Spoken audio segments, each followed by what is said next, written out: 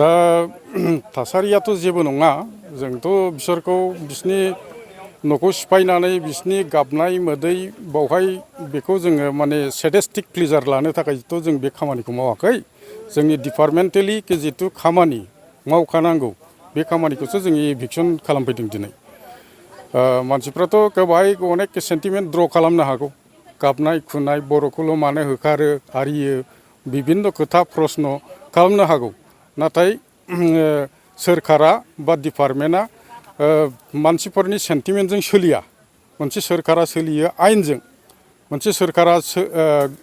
डिपार्टमेन्टआ सोलियो आयेनजों दा डिपार्टमेन्टनि रुल्स सोरखारनि आयेन बेखौ मानिनानैसो जोंनि मानसिफ्रा सोलिनो रोंनाया मोजां दा बिथांमोनहा माने खाथिनिनो लावख्रिगुरि गामिनि सुबुं बिथांमोनहा लावख्रिगुरियाव गावबागाव न' दङ हा दङ बिथांमोना दै खुरखा जानाय फ्लाड एफेक्टेड होननानै बिथांमोनहा बाहाय थाफैनो नाजादों नाथाय बिथांमोननि थानायाव जोङो नुदों जे माने 1 लाखनिबो बांसिन रबार फुलि बावहाय सोरबा नङा सोरबा माने इनभल्भ दङ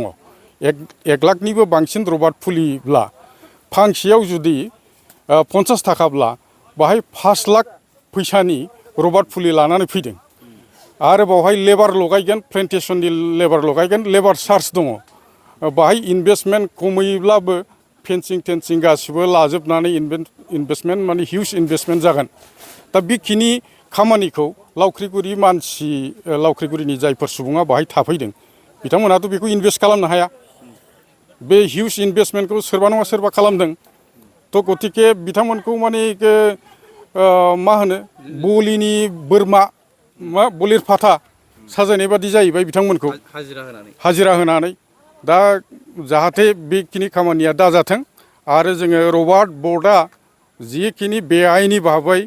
उइदाउट एनअसि फ्रम दि फरेस्ट डिपार्टमेन्ट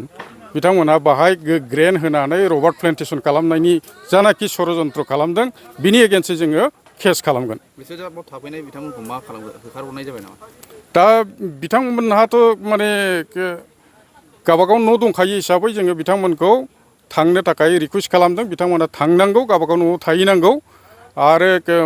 बिथांमोना रियेलि फ्लाड एफेक्टेडब्ला बेखौ सोरखारा नायगोन बिथांमोननि रिहेबिलिटेसननि थाखाय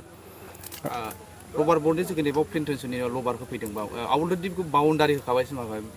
बेयाव बाउन्डारिखौ नोंसोर मानि थाखाय बिदि खामानि मावदों होननानै बिथांमोना सानो दा बे जाहैबाय रबार्ट गायनायनि नामै बिथांमोनहा हा दखल खालामनाय बे फरेस्टनि हाखौ बिथांमोनहा रबार्ट प्लेन्टेसननि गेजेरजों हाखौ अकिउपाइ खालामनाय इलिगेलि लासैनो बियो जुदि रबार्टआ गिदिर जालाङोब्ला लासैनो बेखौ माने बिसोरो माने एफारे थाबायनानै बिथांमोनहा माने हाखौ लासैनो मोननायनि खायदा बिथांमोनहा षड़यन्त्र खालामदों दा बेखौथ' जों जानो होआ खारन बाहाय अलरेडि जोङो प्लेन्टेसन खालामदों जोंनि 60 हेक्टर प्लेन्टेसना धंस जाबाय बेथ' हिउज डेमेज माने बेखिनि इलिगेल बे आयेन बेरेखा खामानिखौ जोङो माने निमाहा होथावा दा जोङो थेवबो बिथांमोनखौ मोजाङै मोजां न'आव माने गावबागाव गामियाव थांफिननो थाखाय जोङो खावलायदों आरो बिथांमोनहा एमब्राब्रा